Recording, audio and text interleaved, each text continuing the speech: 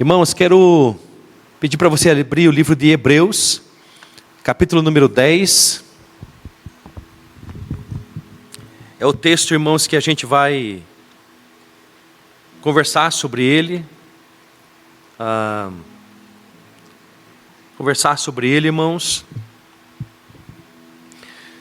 A gente começa hoje uma conferência nesse mês de março, irmãos, que ela tem a ver com ser moldado, tem a ver com a casa do oleiro, tem a ver, irmãos, com Deus nos moldar.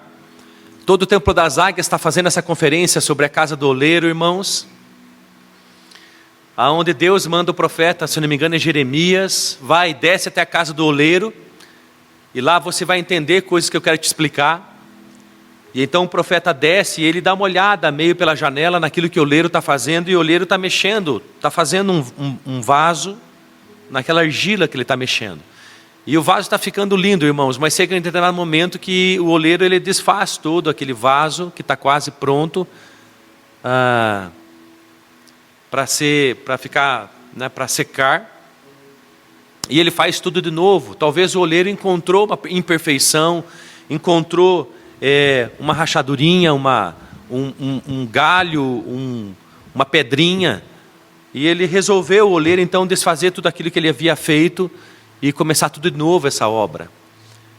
O profeta olha tudo aquilo com muita atenção, e Deus então começa a falar com ele: por acaso eu não posso fazer isso com vocês, com o meu povo? Se o oleiro está trabalhando nessa argila, fazendo uma coisa linda, uma obra linda, mas ele pode começar a fazer tudo de novo, se ele assim quiser, por acaso não posso eu, Deus, de alguma forma recomeçar a fazer certas coisas no meu povo? Então esse texto tem a ver, irmãos, com ser moldado por Deus, tem a ver com uma obra que Deus faz na nossa vida, tem a ver, irmãos, com uma ação de Deus sobre nós, e tem a ver com o crescimento espiritual. Então é sobre isso que eu quero nessa noite, irmãos, começar dizendo e falar sobre o mês todo sobre isso. Crescer espiritualmente. Porque há algumas coisas que nos impedem no nosso crescimento espiritual, e há coisas que faz a gente turbinar o nosso crescimento espiritual. Então eu começo, irmãos, nessa noite perguntando: você tem o desejo de crescer espiritualmente? Você tem buscado crescer espiritualmente? Como está a tua vida espiritual? Você se sente fortalecido, encorajado espiritualmente? Você está desanimado? Você está, pastor, eu não estou bem. Você se sente frio espiritualmente? Na sua vida espiritual, irmãos, como está? Eu de alguma forma esse mês quero levar você a ler as Escrituras para responder muita coisa ao teu coração e te puxar para esse lugar de um crescimento espiritual fervoroso, que é o que Deus quer conosco. Então essa é a proposta, irmãos, que eu quero, pegando esse tema da casa do oleiro. Não vou ler esse texto bíblico, irmãos, mas vou ler no Novo Testamento o que se refere também a esse texto, para então me dar base para aquilo que quero repartir com você, que é crescer espiritualmente. Existe uma ânsia dentro do nosso coração da gente crescer fisicamente, a nossa estatura, nosso tamanho. Existe uma ânsia do jovem de não ver a hora de ser adulto. Existe uma ânsia, um desejo muito grande no nosso coração da gente crescer financeiramente, profissionalmente. A bem na verdade, irmãos, é que ninguém quer ficar nanico em muita coisa. Mas falando da tua vida espiritual, na tua vida com Deus, a gente também não pode ficar não. E é por isso que eu quero, assim, de alguma forma, te mostrar algumas coisas. E escolhi Hebreus capítulo número 10, quero ler com vocês do verso número 15 até o verso número 18. Então o tema vai ser esse, irmãos, sobre esse desejo, essa necessidade, esse querer crescer espiritualmente. Amém, irmãos? Hebreus capítulo número 10, verso número 15 diz assim, olha que coisa impressionante. Eu quero ler o verso 14 também. Porque, por meio de um único sacrifício, Ele, Jesus, aperfeiçoou, tornou perfeito para sempre os que estão sendo santificados. O Espírito Santo também nos testifica a esse respeito. Primeiro ele diz: esta é a aliança que farei com eles, depois daqueles dias, diz o Senhor.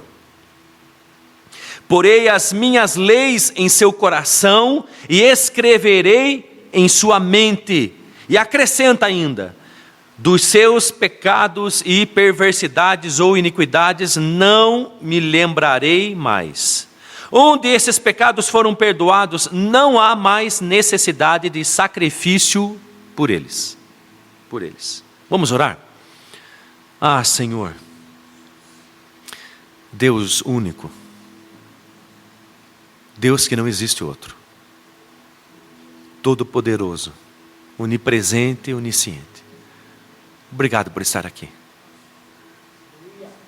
Obrigado por estar aqui. Obrigado por aquilo que o Senhor fez por nós na cruz. Obrigado pelo teu único sacrifício. Não precisa mais. Não precisa de outro. O que você fez por nós na cruz é suficiente. Meu Deus amado, e o Senhor nos aperfeiçoa. Pai, olha para nós e nos veja perfeitos. Senhor amado, aqueles que estão sendo santificados. Meu Deus amado, fale conosco, me use para isso, meu Deus amado, que nada e ninguém nos impeça de ouvir aquilo que o Senhor quer. E também de responder positivamente aquilo que a Bíblia nos confronta. Em nome de Jesus. Amém. Irmãos, então, não tire do seu coração, da sua mente, crescer espiritualmente. Tá bom? Então, olha que coisa interessante, por algo que Jesus Cristo faz, ou melhor dizendo, por algo que esse capítulo, estude ele em casa, irmão, esse capítulo número 10, aqui vai estar a presença da Trindade, tanto Deus Pai, quanto Deus Filho, quanto Deus Espírito Santo. Nesse texto que lemos, irmãos, você vai perceber que há uma coisa que o Santo Espírito testifica, que ele declara, que ele fala, irmãos. E ele fala sobre uma nova aliança. Claro, a gente sabe disso, que é a aliança no sangue de Cristo. Não a antiga aliança baseada nos 10 mandamentos, mas a nova aliança baseada naquilo que Jesus Cristo fez por nós na cruz. Mas é tão fantástico que o próprio Espírito Santo, ele fala a sua missão, sua obra, uma das suas coisas. Sua missão e sua obra daquilo que ele vai fazer na humanidade, na minha e na tua vida. O texto bíblico diz que após essa aliança que farei com eles, depois daqueles dias, depois que Jesus Cristo morreu na cruz, irmãos, e ressuscitou ao terceiro dia. O Espírito Santo está dizendo, irmãos, uma coisa que ele vai fazer. Depois daqueles dias, diz o Senhor, porei, olha que interessante, irmãos, porei as minhas leis no seu coração e escreverei na sua mente. Irmãos, isso é fantástico, é fabuloso, é maravilhoso, isso é crescimento espiritual, isso é ação de Deus, irmãos. Não é nossa, mas a gente pode contribuir. O texto bíblico diz que o Santo Espírito vai colocar. Ele diz, porei no coração. Ele fala em duas regiões do corpo, irmãos, coração e mente, cérebro, irmãos. Uma ação de Deus, porei no coração e escreverei na mente. Por que colocar no coração e escrever na mente? Por que coração e por que na mente? Por que as leis de Deus? Irmão, se você reparar, esse texto é o mesmo texto que foi dito em Jeremias, irmão, se não me engano, capítulo número 32. Jeremias, irmãos, capítulo número 31. Verso número 31, 33, 34. Irmãos, na antiga aliança, de alguma forma, irmãos, a gente precisa entender isso. O conhecimento de Deus, ele é progressivo. Deus, ele não se mostra 100%, irmãos, no primeiro dia, ele é progressivo. Então, no Antigo Testamento, irmãos, era a sombra daquilo que seria a realidade, irmãos, na encarnação do Deus vivo, Jesus Cristo. Então, se achegar a Deus, irmãos, era feito através de sacrifícios. E você sabe, irmãos, como eram os sacrifícios? Era dentro do templo, era no altar. Então o adorador chegava no culto. Quando o adorador chegava no culto, era com uma disposição de coração, não era de qualquer jeito, era com uma disposição de adoração, irmãos, era com fé de alguma forma, e ele vinha nas mãos trazendo um cordeiro, uma ovelha ou uma ave, e dependendo dos quatro sacrifícios que o adorador, que ia até então a presença de Deus no templo, chegava na presença de Deus para adorar. Se fosse, irmãos, oferta de sangue, se fosse de cordeiro, irmãos, esse adorador chegava então no templo e ele entrava naquela região que só os levitas estavam. Ele chegava então até um sacerdote, irmãos, e então, se fosse uma oferta então de holocausto, ou pelo pecado, ou pela culpa. Olha quanta coisa o pecado faz, irmãos. Então ele tinha que oferecer aquela ovelha, irmãos, em sacrifício. Sangue deveria ser derramado. Deus estava iniciando ou ensinando isso desde o início, sangue por sangue. A Bíblia diz que todos pecaram e destituídos estão da glória de Deus, Romanos 3:23, mas que o salário do pecado é a morte, Romanos 6:23, mas então todo mundo que pecou, irmãos, tem que morrer. E eu vou dizer uma coisa para você, irmãos, eu pequei muito. Para que o nosso sangue não fosse derramado, irmãos, então Deus ensinou a derramar sangue inocente, irmãos. Por isso as ovelhas. Não é o ideal, irmãos, eu sei, não é o ideal, mas é progressivo. Era o que naquele momento Deus estava ensinando o seu povo, até que Cristo viesse. E o problema de tudo isso, desse sacrifício, irmãos, dessa liturgia toda, é que o sangue de bois e de touros não pode remover pecado. Se você reparar nesse próprio capítulo número 10, irmãos, Jeff, eu vou falar algumas coisas. Esse próprio capítulo número 10, verso número 3, vai dizer assim: contudo, esses sacrifícios são uma recordação anual dos pecados, pois é impossível, verso número 4, que o sangue de touros e de bodes tire pecados. Agora, já imaginou, irmãos? Irmãos, entende isso? Eu sei que no Antigo Testamento, no livro de Levítico, irmãos, vai dizer que havia remissão dos pecados com esse sacrifício. Mas a Bíblia é uma só, irmãos. O livro de Hebreus está dizendo que sangue de touros e de bodes não remove pecado. Pastor, então o que aquele sangue que Deus ensinou a fazer naquela época fazia? Cobria pecados, mas não removia. Porque somente o sangue do inocente, irmãos, perfeito, o de Deus encarnado, de Jesus Cristo, na verdade pode remover, irmãos, a mancha do pecado no nosso coração. Eu sei, irmãos, que existem algumas manchas, que é o vênice, que é o homo,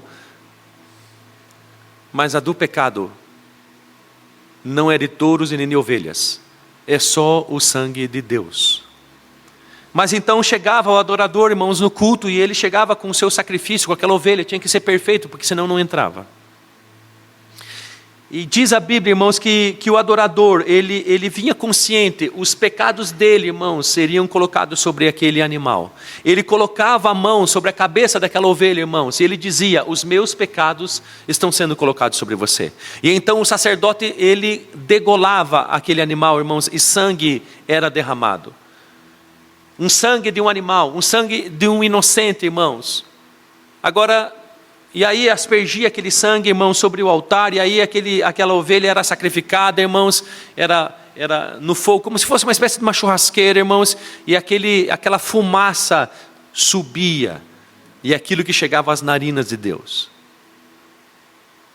Isso, por isso que eu não quero falar muito sobre isso nessa noite, irmãos, porque a gente é brasileiro, a gente não é israelense, nem judeu, e até mesmo nem o judeu israelense hoje sacrifica, faz isso, irmãos, porque o templo foi destruído. Senão ele continuaria fazendo.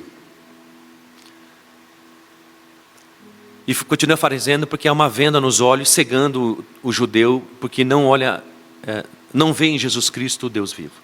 Alguns sim, chamados judeus messiânicos, que já se converteram a Jesus.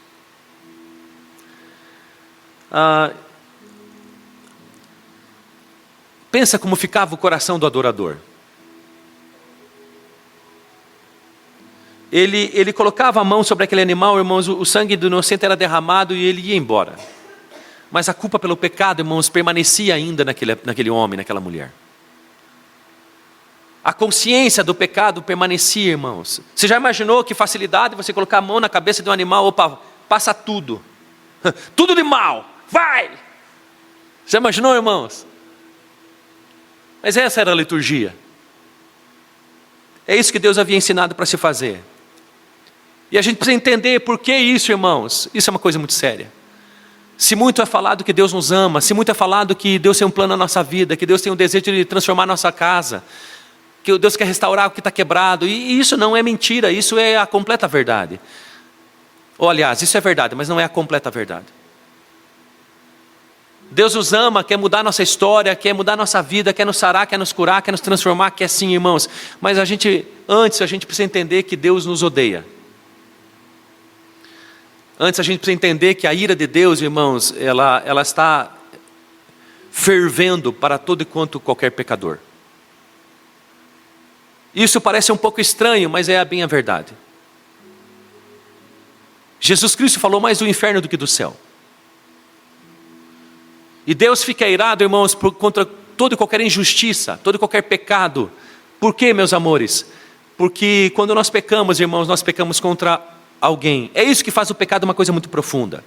Uma coisa é você dar uma facada, irmãos, num criminoso. Outra coisa é dar uma facada no dono do bar. A outra coisa é dar uma facada no Bolsonaro. A outra coisa é dar uma facada em Deus, irmãos. Então o instrumento, irmãos, de alguma forma de violência é o mesmo, irmãos, mas contra quem você está fazendo aquilo, irmãos, faz muito mais severo e profundo o que é feito.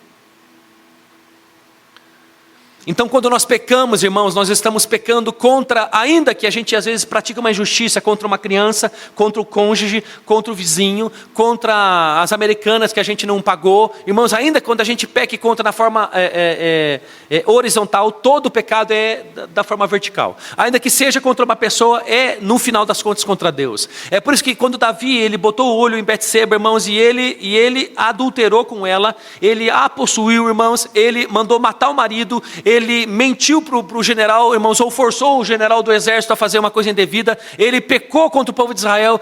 Não importa, irmãos, é o que ele bem disse, se não me engano, no Salmo número 51, onde ele diz: Senhor, contra ti, somente contra ti pequei. Porque todo pecado, irmãos, ainda que seja com uma pessoa na parte horizontal de relacionamentos, é também contra Deus, sempre.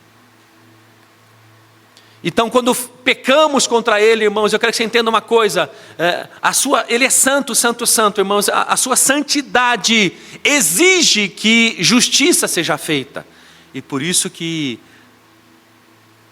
Ele olha com ira para todo e qualquer pecador, porque o santo foi ferido, e a sua santidade exige justiça, e por causa então disso, Ele com ira quer justiça rapidamente. Irmãos, seria dizimado de outra forma, não apenas pelo dilúvio, de outra forma, se não houvessem esses sacrifícios. Porque quando pegava aquele sangue de animal, irmãos, e aspergia sobre então os interessados, irmãos, e entrava o sacerdote uma vez por ano no Santo dos Santos, e pegava aquele sangue do animal, irmãos, que ele executava, sacrificava e aspergia sobre o propiciatório, a arca da aliança, irmãos. Então o que acontecia? Os pecados eram perdoados? Não. Hebreus capítulo número 10, verso número 4, diz que sangue de touros e de bois e de bodes não pode remover pecados. Mas então o que acontecia? Aquele sangue de um animal inocente fazia retroceder a Deus. É como se Deus estivesse chegando com a sua ira para executar como fosse um dilúvio. Poderia ser por outra coisa, a terra queimando. Poderia ser uma pandemia. Então quando Deus chegava com a sua ira para estabelecer justiça, aquele sangue era derramado inocente e Deus voltava. Não significa que era perdoado, significa que Deus retrocedia. Isso se chama misericórdia. É por isso que a Bíblia diz que as misericórdias de Deus sobre nós se renovam a cada manhã. Pensa o santo, irmãos, o todo-poderoso, irmãos, o que sabe tudo e o que pode tudo e que está em todos os lugares, com o desejo de esmagar, porque merece, retrocede e se chama misericórdia. Por isso que na dispensação, irmãos, dos tempos, veio Jesus Cristo, Deus encarnado, que se fez homem e habitou entre nós. Então esse texto, irmãos, sobre crescimento espiritual, irmãos, fala sobre essas duas coisas. Fala sobre o Espírito Santo e uma ação dele, irmãos, em nós, colocando no nosso coração e gravando na nossa mente, irmãos, as leis de Deus. Por que são as leis de Deus? Podia ser as promessas de Deus, mas não são, irmãos, são as leis. Irmãos, e eu vou te dizer uma coisa, se agarra em Jesus Cristo com as duas mãos. Uma mão é as ordenanças, é as promessas que você se agarra em Jesus. Com a outra, irmão, se agarra com as promessas. Nós temos que saber tão bem as leis e as ordenanças, mas também tão bem as suas promessas, porque nos dá esperança, irmãos. E por que a gente precisa saber a lei de Deus? Porque a gente precisa entender, irmãos, Esse padrão moral de Deus que Deus exige. E todo mundo que chega diante de Deus, ele reconhece isso, o padrão de moral de Deus muito elevado. E então compreende contra quem pecou e o que pecou. E por isso que a lei está escrito, irmãos, os 10 mandamentos, os 10.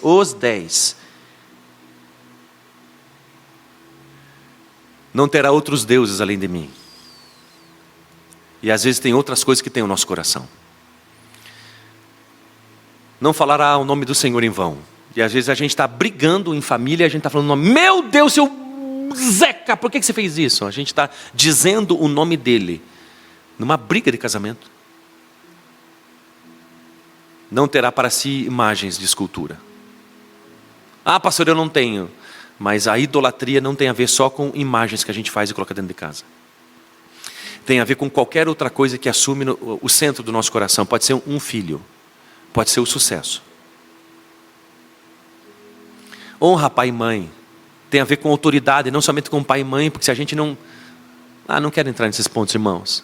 Não cobiçarás, não matarás. Mas é muito mais para, pastor, eu nunca matei, irmãos, tem um homicídio do coração. Porque também, pastor, eu também nunca adulterei, mas tem o adultério do coração. O próprio Cristo Jesus, irmãos, ele disse no Sermão da Montanha, os antigos vos disseram, não adulterarás. Eu, porém, vos digo, qualquer homem que olhe para uma mulher com desejos impuros, já adulterou com ela. Irmãos, e quem está interpretando esse texto bíblico é o chefe. Eu sei que tem teólogos, irmãos, que tem escola, que tem emita, irmãos, que tem mestres que vão... Irmãos, mas quem está interpretando o texto é Deus. Vou dizer uma coisa para vocês, que vocês foram na escola bíblica dominical, os antigos disseram, isso é assim, pá, o adultério tem a ver com fisicamente. Eu vou dizer uma coisa para vocês, não é só fisicamente não, é a intenção do coração. Então, irmãos, quantos adultérios de intenção no coração? Não cobiçarás, irmãos, quantas coisas a gente já cobiçou, seja dinheiro, seja carro, seja a casa do outro, seja o cônjuge, seja...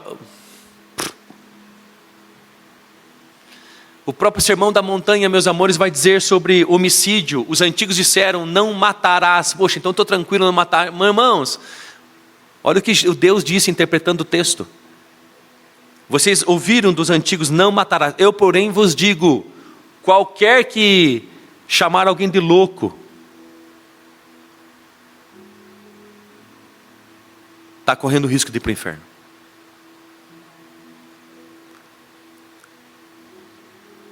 Irmãos,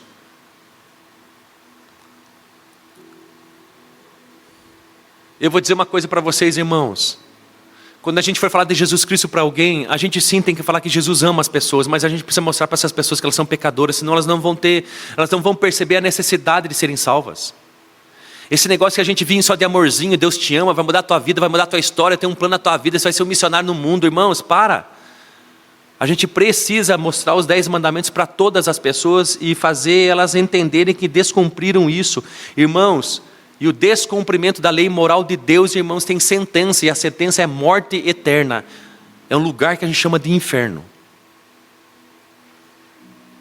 E isso tem que, pastor, mas isso vai colocar medo nas pessoas. Irmãos, eu lembro que eu ia para a faculdade na PUC, lá no Guadalupe, irmãos, eu pegava um ônibus e eu via um cara, irmãos, ele gritando, arrependei-vos, senão vocês vão para o inferno. Irmãos, eu não quero aqui falar sobre a abordagem, se sim ou se não, se está certo ou não, irmãos, mas é a verdade. Se a gente não compreender que nós somos culpados de lutar contra Deus, irmãos, e que isso tem uma sentença, a gente não vai sentir a necessidade de se voltar para Ele. É por isso que tem muito significado, irmãos, esse texto bíblico. É por isso que nesse capítulo, irmãos, o próprio Senhor Jesus Cristo disse assim, por isso quando Cristo veio ao mundo, disse, sacrifício e oferta não quisesse, mas um corpo me preparaste. De holocaustos e ofertas pelo pecado não te agradaste. Então eu disse, aqui estou, no livro está escrito a meu respeito, vim para fazer a vontade, ó Deus. O tempo todo Jesus está dizendo isso. E Ele diz que um corpo me preparaste. Irmãos, por isso que a trindade está nessas três, nesse capítulo, irmãos. Aqui Jesus está dizendo que, irmãos, Deus não está nem aí com sacrifício e oferta. Deus quer uma fé que não vacila e uma obediência radical. Se você perguntar o que Deus quer o sacrifício, irmãos, Deus não está Vou jejuar 40 dias. Irmãos, Deus não está com sacrifício. Irmãos, não. O que Deus quer é uma fé robusta e uma obediência radical. E uma obediência radical, irmãos, é uma obediência imediata. É do agora. Deus falou, você faz. Não é amanhã, não é depois da manhã. Não é eu vou pensar. Não tem a ver com teimosia. Se você quer crescer espiritualmente, irmãos, e você quer ser radical com Jesus Cristo, irmãos, entenda, pastor, eu quero viver coisas maiores ainda, muito mais do que eu vivi. Eu quero ser radical, eu quero ser como os heróis da fé. Talvez você tenha lido sobre os heróis da fé, ou esteja lendo sobre esses heróis da fé, lendo o livro de Atos, e isso queima o teu coração, e você quer ser igual. Eu quero te dizer uma coisa, irmão, se você quer ser radical com Jesus Cristo, vá para a obediência imediata. Vá para a obediência da hora. Quando Jesus Cristo chamou os discípulos, vem me sigam, e imediatamente eles deixaram o que estavam fazendo e seguiram. Não tem a ver com se formar no ermita, irmãos, não tem a fazer com ser pastor, bispo, irmãos. Se você quer mesmo crescer espiritualmente, precisa começar a obedecer radicalmente, imediatamente. E é isso que Jesus fazia, irmãos, quando se fez carne e habitou entre nós. Ele mesmo está dizendo aqui, o autor dos Hebreus, ele mesmo disse, esse livro fala sobre mim. Deus não quer sacrifício nem oferta, muito pelo contrário, Ele quer que se faça a vontade, a sua vontade. E o texto diz, Deus me preparou um corpo. Sacrifício e oferta não quiseste, mas um corpo me preparaste, diz o verso número 5. Pensa, irmãos, o invisível. Porque o Espírito Santo, irmãos, é Espírito, o Deus Pai é Espírito, o Deus Filho é Espírito. O Deus Filho não mais, né, irmãos? Jesus Cristo não mais. Agora ele tem um corpo. Porque Deus preparou para ele um corpo. Pensa, irmãos. O livro de João, 1 João capítulo número 3, o apóstolo João diz assim, olha, eu não sei como Deus é. Então você me pergunta, Nel, como é que Deus é? Não sei, Ele é Espírito. Mas eu vou dizer o que João disse em 1 João capítulo número 3. Assim como Ele é, um dia o veremos, porque o veremos face a face. E como Ele é, seremos também. Mas aqui, irmãos, Deus preparou para Cristo um corpo, porque Ele tinha, irmãos, que habitar entre nós. Ele nasceu de uma virgem, foi gerado pelo Espírito Santo dentro de uma mulher, irmãos. E ele nasceu bebezinho, ele nasceu com um corpo, e Deus preparou para ele um corpo. Por que Deus preparou para Jesus Cristo um corpo, irmãos? Porque Ele teria que nos substituir na cruz. Lembre, sangue por sangue. E Deus não queria, irmãos, que a gente que derramasse o nosso próprio sangue. Por isso o sangue de animais. Mas chegou a plenitude dos dias e Cristo encarnou, irmãos. E Ele foi sacrificado, crucificado por mim e por você. O seu sangue não apenas nos cobriu os pecados, irmãos, e fez com que a ira de Deus se afastasse, irmãos. Mas o seu sangue nos limpou e nos libertou de todo e qualquer pecado. Mas Deus preparou para ele um corpo. Isso significa o quê, irmãos? Significa que Jesus Cristo, enquanto encarnado, foi 100% Deus e 100% homem. 100 com 100 dá 200. Pastor, mas não vai até 100%? Irmãos, eu sei, mas eu também não entendo, é 200%. Jesus Cristo não foi 50% Deus e 50% homem enquanto encarnado, nasceu de Maria, não. Ele foi 100% Deus porque ele foi gerado pelo Espírito Santo. O livro de Isaías diz que ele nasceria de uma virgem, e isso nunca aconteceu com ninguém, só com Cristo. Ele foi 100% homem porque o próprio diabo, no capítulo número 4 de Lucas, se não me engano, na tentação do deserto, o diabo disse para ele, se você é verdadeiramente o Filho de Deus, transforme essas pedras em pães. E Jesus transformou, irmãos. Jesus transformou, irmãos? Não transformou. Porque ele era 100% Deus, ele foi gerado pelo Espírito Santo dentro de Maria. E uma coisa não mexeu nele, irmãos, enquanto ele se fez carne e habitou entre nós. Não mexeu na sua essência, não mexeu na sua natureza, nem na sua identidade. Ele sabia que ele era Deus. O diabo disse, se você transforma isso. Você está com fome. Pensa, irmãos, Deus ter fome. Você está com fome, transforma a pedra em pão. Mas, meus amores, não mexeu na identidade dele, nem na natureza, nem na essência. Ele sabia que ele era Deus. Mas também ele era 100% homem. Ele teve que ser amamentado, ele teve que aprender a se limpar, escovar dente. Pensa, dormir de tanto cansado. Aquele que nem cochila, diz a palavra de Deus, o que não dorme nem toscaneja. Já imaginou Deus ser amamentado por uma mulher? Tecare. Irmãos, frieira, dor nos ossos, dor na lombar, cansaço. Ele também foi 100% homem, irmãos. E por que ele foi 100% homem? Porque Deus, irmãos, ele tem sua essência, natureza, irmãos, e identidade, mas também tem seus atributos. Tipo o Homem de Ferro, irmãos, que tem os seus atributos não, os poderes, o Hulk, o Thor. Deus tem os seus atributos, irmãos, mas Ele não é super amigos, irmãos, e não é pela imaginação humana. Os atributos de Deus é diversos, vou falar 3. Ele sabe tudo, pode tudo e está em todos os lugares ao mesmo tempo. Onipresença, onisciência e onipotência. Mas Ele abriu mão disso, por isso que Ele foi 100% homem, irmãos. Ele não abriu mão da essência, da natureza e da identidade. Ele sabia que era Deus, mas Ele abriu mão dos atributos. Porque Ele, sendo todo-poderoso na sua glória, irmão, diz o livro de Filipenses, capítulo número 2, verso número 7, que Ele se esvaziou a si mesmo na forma de servo e se fez como homem. O que significa se esvaziar? Irmãos, essa taça está quase transbordando. Ela está cheia, sim ou não? Sim ou não, irmãos? Irmãos, sim. O que é se esvaziar, irmãos? Ele abriu mão dos seus atributos. Quais atributos? De saber tudo. Tanto que a Bíblia diz que quando Jesus Cristo encarnado, Ele crescia em graça e sabedoria diante de Deus e dos homens. Deus precisando conhecer coisas, podendo ficar mais sábio do que é. Por quê? Porque Ele abriu mão da onisciência. Ele abriu mão da onipresença. Ele mesmo disse para os discípulos: vamos sair desse lugar, vamos para outro, porque eu tenho que pregar também em outras aldeias o Evangelho de Deus. Por quê, irmãos? Porque Ele abriu mão dos atributos. Ele abriu mão também do todo o poder que tinha, irmãos. Por quê?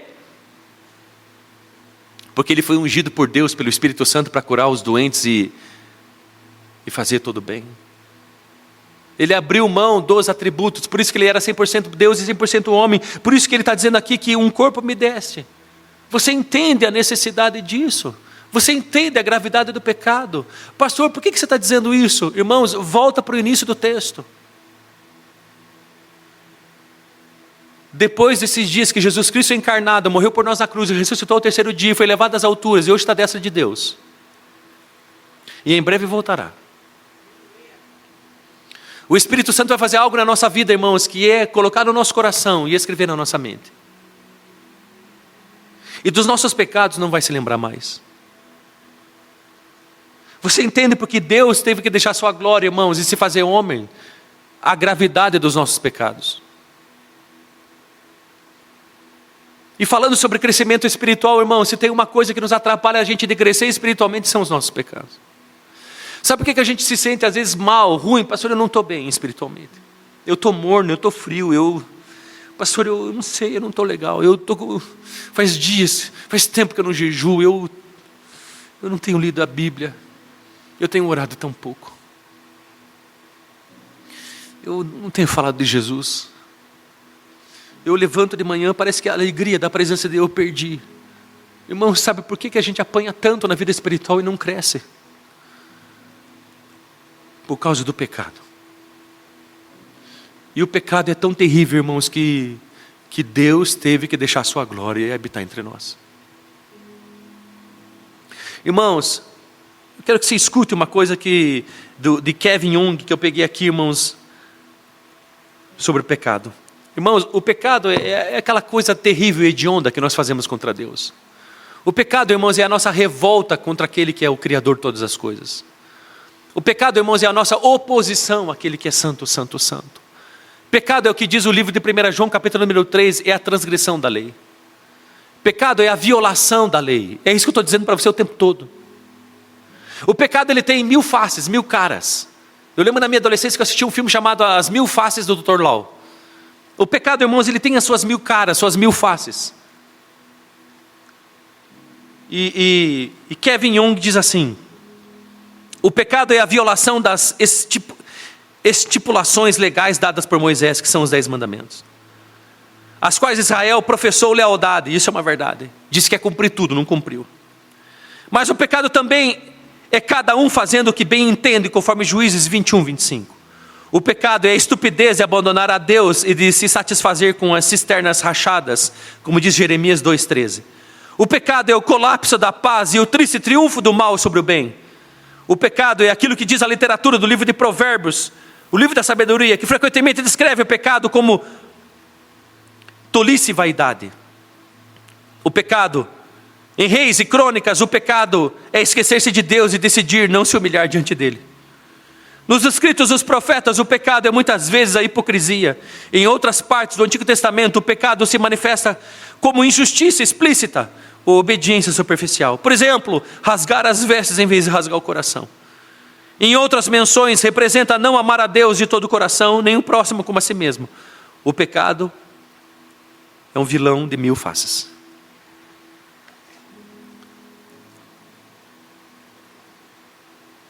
O pecado é a nossa faca no coração de Deus. É contra Ele que pecamos.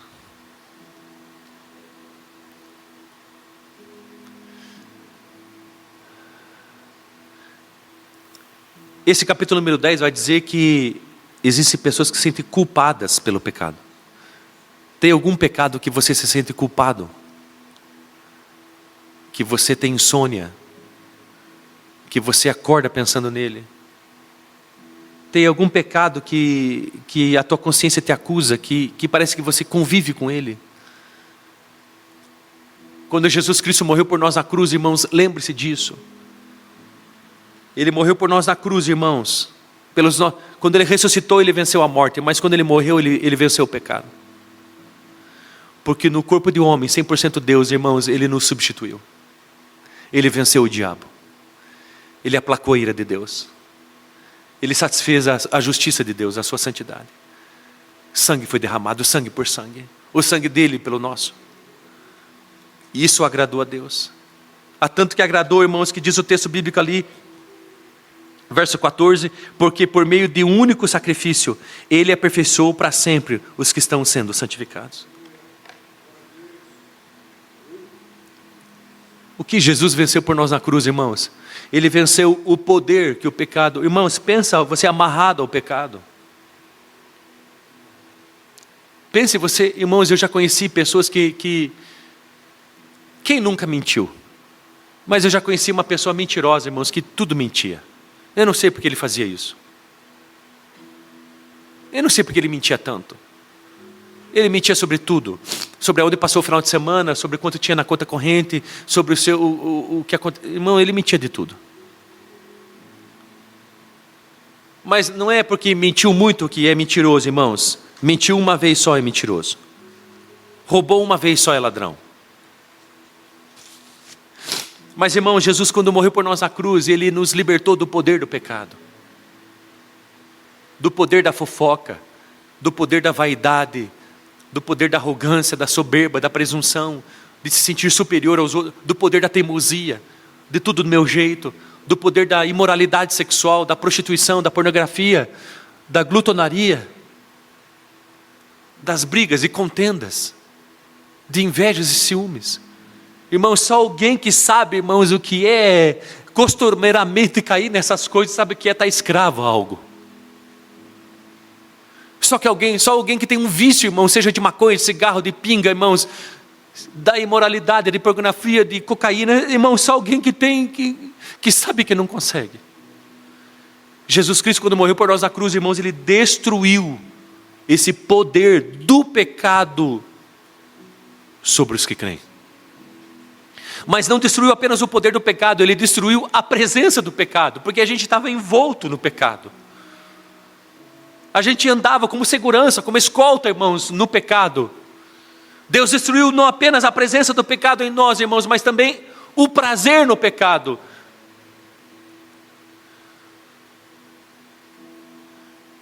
Porque há prazer.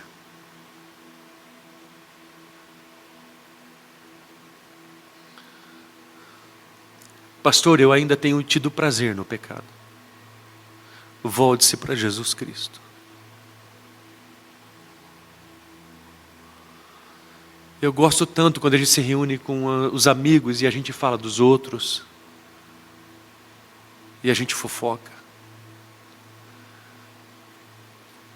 Volte-se para Jesus. E Deus também destruiu a consequência do pecado, porque a morte é uma consequência do pecado. E não é só a morte, irmãos. Tem gente que está desempregado por causa de consequência do pecado, tem gente que está divorciado por causa de consequência do pecado, tem gente que o filho não quer mais morar junto por consequência do pecado, tem gente, meu Deus, que está sofrendo, irmãos, por causa do pecado.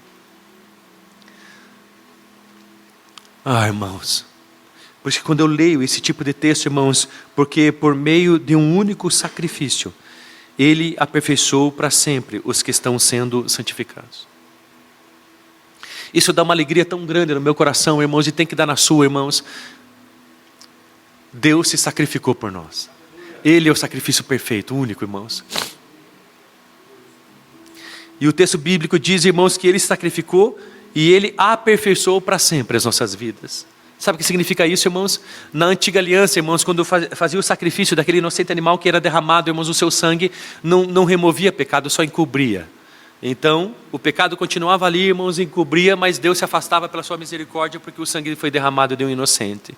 Não era de uma pessoa, irmãos, mas era a sombra daquilo que Deus ainda queria revelar. Mas agora o pecado, irmãos, ou melhor dizendo, irmãos, o sangue de Jesus Cristo não apenas Ele nos encobre, irmãos, Ele também tira todo o pecado, Ele limpa. E muito mais, irmãos, Ele aperfeiçoa, diz o texto bíblico. Aperfeiçoa significa tornar perfeito. Quando Deus olha para mim, para você que já está em Cristo Jesus, você que já está em Cristo Jesus, que reconhece que contra Ele esfaqueou, irmãos, que pecou contra a sua santidade, que olhou e, cara, eu sou culpado, eu mereço mesmo a morte, o inferno. Eu preciso de Jesus, eu sou um pecador, e eu tenho prazer no pecado, e não consigo me livrar do pecado, e eu preciso ser salvo. Eu não quero ir para o inferno, eu quero Deus, eu quero ir para o céu. E você acredita naquilo que nós lemos então nas Escrituras sobre o que Deus fez por nós na cruz. Irmãos, então você se agarra a isso, se chama graça de Deus. Então quando Deus olha para nós, irmãos, Ele nos vê perfeitos. Eu sei, é difícil de entender isso. Mas não é mais sangue de bode, não é mais sangue de touro, não é mais sangue de pombo, de passarinho, de biscuit, não é. É o sangue do próprio Filho de Deus.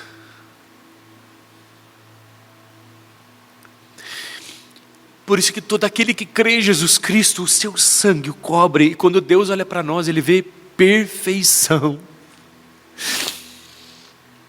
Mas não a nossa do Filho, e se satisfaz. Ele vê perfeição, irmãos. Então quando Deus olhar para você, irmão, você tem que entender isso do que Ele vê. É por isso que você não pode mais ter insônia, não pode mais se sentir culpado pelos pecados, se você já se arrependeu deles. Como diz 1 João capítulo 1, verso número 9, irmãos, se confessarmos os nossos pecados, Ele é fiel e justo para nos perdoar os pecados e nos purificar de toda injustiça. Porque quando Deus olha para você, Ele não vê, Ele vê o sangue do seu Filho lhe cobrindo. E é isso que lhe torna perfeito. Por isso que diz, irmãos, Romanos capítulo número 8, verso número 1, nenhuma condenação há para aqueles que estão em Cristo Jesus. E o texto bíblico diz, irmãos, Ele aperfeiçoou para sempre os que estão sendo santificados. Irmãos, então a palavra é contínuo, não é os que foram santificados, é os que estão sendo. E aí eu pergunto, você está sendo santificado? Você está crescendo espiritualmente? Deus nos olha e vê sobre nós perfeição, mas você está crescendo espiritualmente, você está sendo santificado. Eu sei, é uma ação do Espírito Santo, mas também em conjunto conosco, é uma ação de Deus desde o início ao fim, mas é colaboração nossa o tempo todo. Você está sendo santificado? Se você é uma pessoa que está preocupado com a tua vida espiritual e está crescendo, irmãos, eu vou dizer uma coisa, você é aperfeiçoado. O sangue de Jesus te removeu, irmãos, todo e qualquer pecado para sempre. Quando Deus olha para você, vê perfeição. Não pelo que fazer, mas pelo que Ele fez. Pelo que Ele fez. Por isso que se preocupar com a vida espiritual, irmãos, é sério demais. Por isso que nós temos que dar um jeito na nossa vida espiritual. E esse negócio de a gente se achar que não estamos, pastor, não estou bem, irmão. Não, você não pode. Você tem que dar um jeito. E você tem que amadurecer espiritualmente. E eu termino essa pregação dizendo, irmãos, nesse crescimento espiritual, irmãos, que nós temos que crescer e parar de ficar patinando, irmãos, no gelo. Eu disse uma coisa que nos atrapalha no nosso crescimento espiritual, que é o pecado.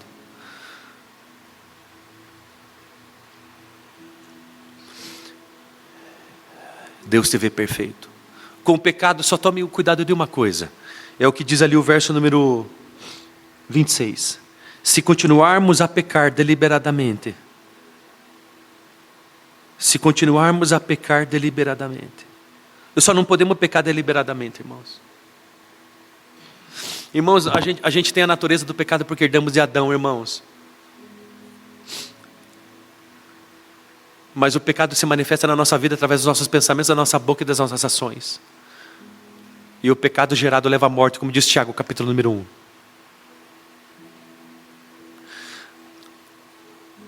Pastor, você peca? Irmãos, eu peco. Não deliberadamente. Porque se qualquer um peca deliberadamente, irmãos, intencionalmente, querendo, não resta mais sacrifício de Cristo na cruz. Se continuarmos a pecar deliberadamente, depois que recebemos o conhecimento da verdade, já não resta mais sacrifício pelos pecados. Então o que sobra? Diz o verso 27. Mas tão somente uma terrível expectativa de juízo e de fogo intenso que consumirá os inimigos de Deus. Precisamos ler a Bíblia. Olha como Deus vê aquele que peca deliberadamente, inimigo. Pastor, o que é pecar deliberadamente? É quando a gente não está nem aí com o pecado. E pode ser um. Pode ser um só.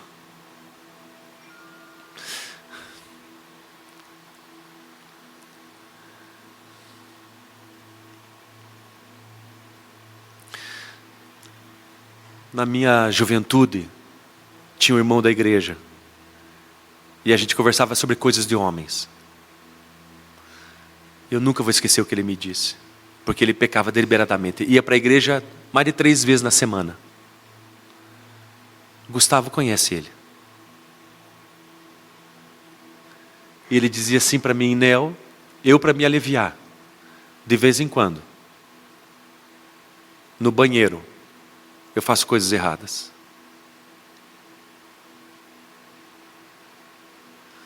E eu dizia, por que você faz isso? Ele me citou até texto bíblico. Porque eu fico em chamas. E isso é pecar contra Deus. Eu fico tão inflamado com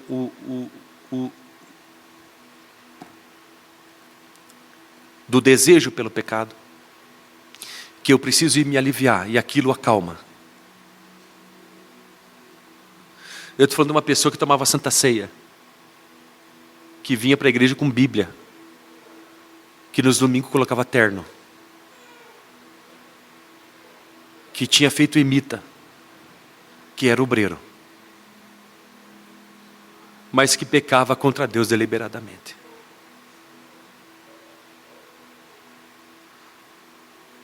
Pecado para nós, irmãos, tem que ser acidente. Eu não sei quantas vezes eu já te disse isso.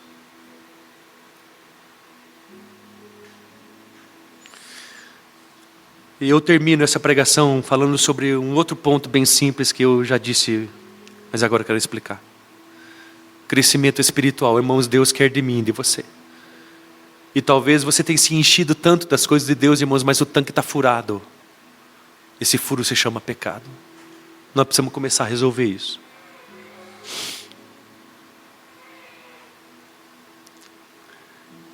E essa é agarrando em Deus, irmãos, que Ele nos aperfeiçoou. Mas não mais, lutando, irmãos, com todas as forças. Eu vi um vídeo de uma mãe que entrou num lago, irmãos, porque um jacaré pegou a criança. A criança estava no laguinho assim, irmãos, o jacaré veio e pegou bem no vestidinho, Elias. Você tem 3 moças. Pegou no vestidinho da menina e puxou ela para dentro do lago, irmãos. Acho que o Rambo incorporou junto com o Braddock e o Chuck Norris, irmãos, aquela mãe. Ela não era nadadora, nem lutava UFC, nem fazia musculação. E não pensou duas vezes.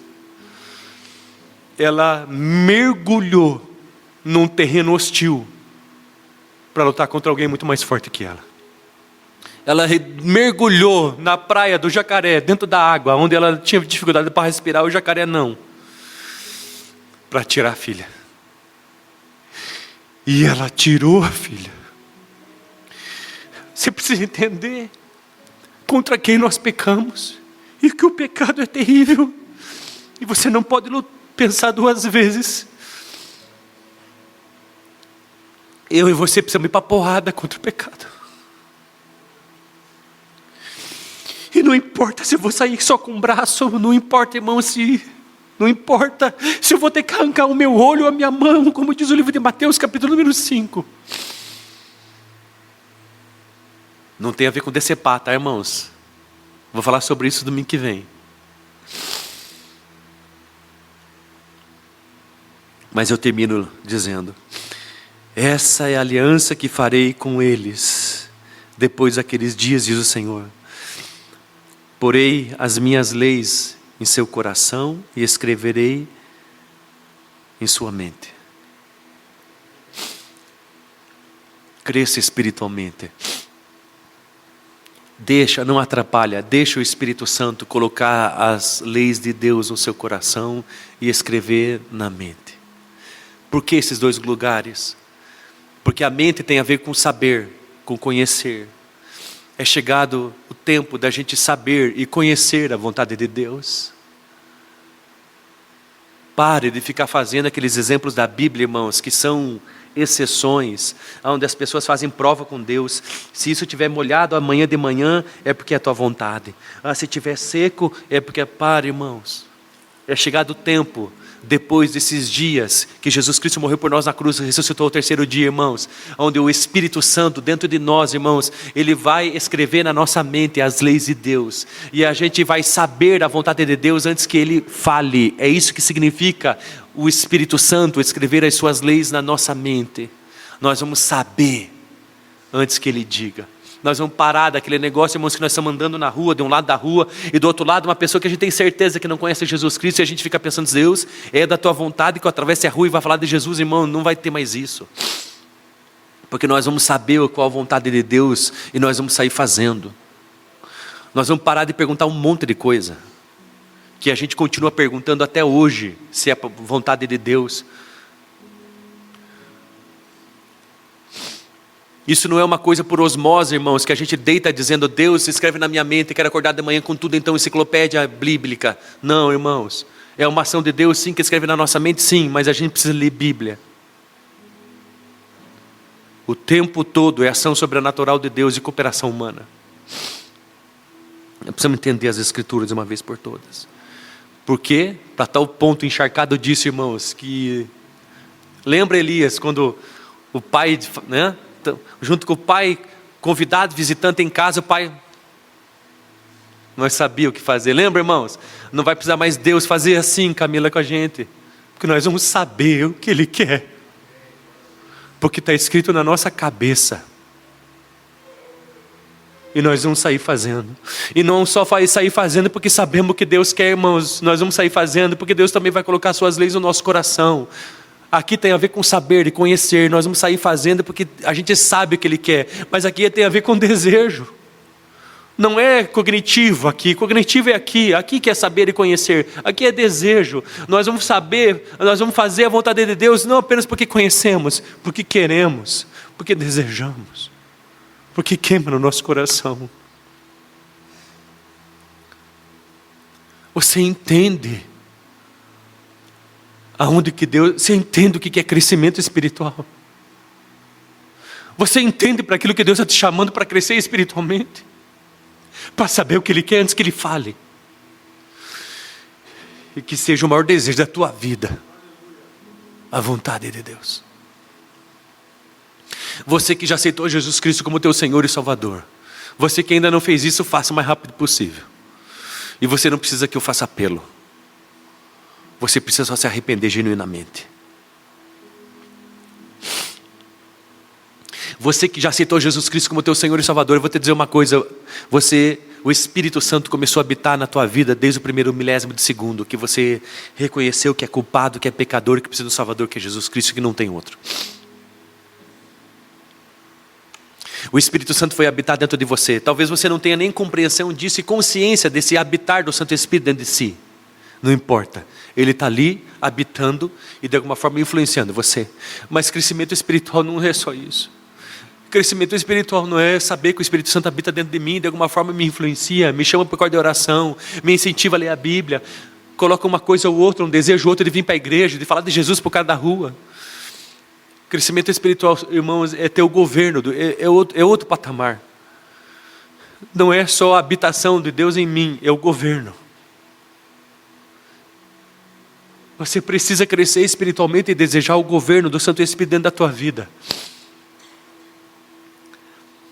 E o governo de Deus, o Espírito Santo, irmãos, essa é uma das orações mais longas que eu tenho feito pelo Espírito Santo. Eu não sei há quantos anos eu oro isso. O Espírito Santo governa a minha vida.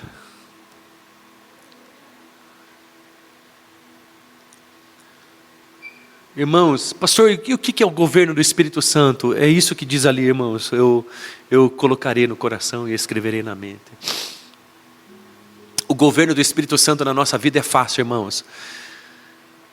É quando a gente começa a obedecer radicalmente a Deus. Alguém que é governado pelo Espírito Santo não é alguém que fala o Pai Nosso decorado, nem que pula 3 vezes jejuando.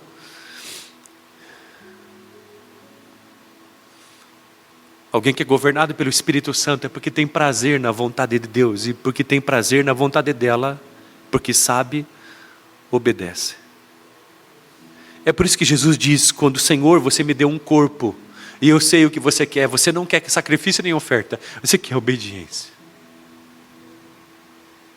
Deus está nos chamando para a gente crescer espiritualmente, irmãos, e para isso nós precisamos ser governados pelo Espírito Santo, e não tem outro jeito se Ele não colocar as coisas dele no nosso coração e na nossa cabeça, e a gente participar com tudo isso. Há coisas que tiram da nossa mente e do nosso coração as coisas de Deus.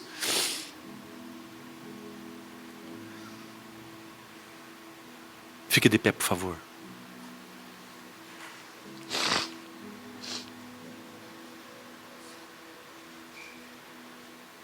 Você quer o governo de Deus na sua vida? Você quer ser governado pelo Espírito Santo? Você precisa desejar crescer espiritualmente. Você precisa cooperar com isso.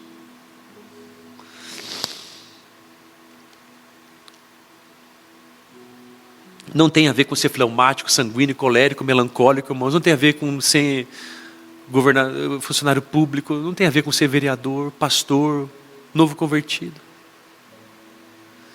Tem a ver com compreender que Deus habita em nós. E quando Deus olha para nós, não vê perfeição. Não pelo que fizemos, mas pelo que Jesus Cristo fez. Que é a intenção do Espírito Santo de escrever algo na nossa cabeça e colocar algo no nosso coração. E é a palavra de Deus. Porque senão não tem como a gente ter prazer na sua vontade e não tem como a gente obedecer.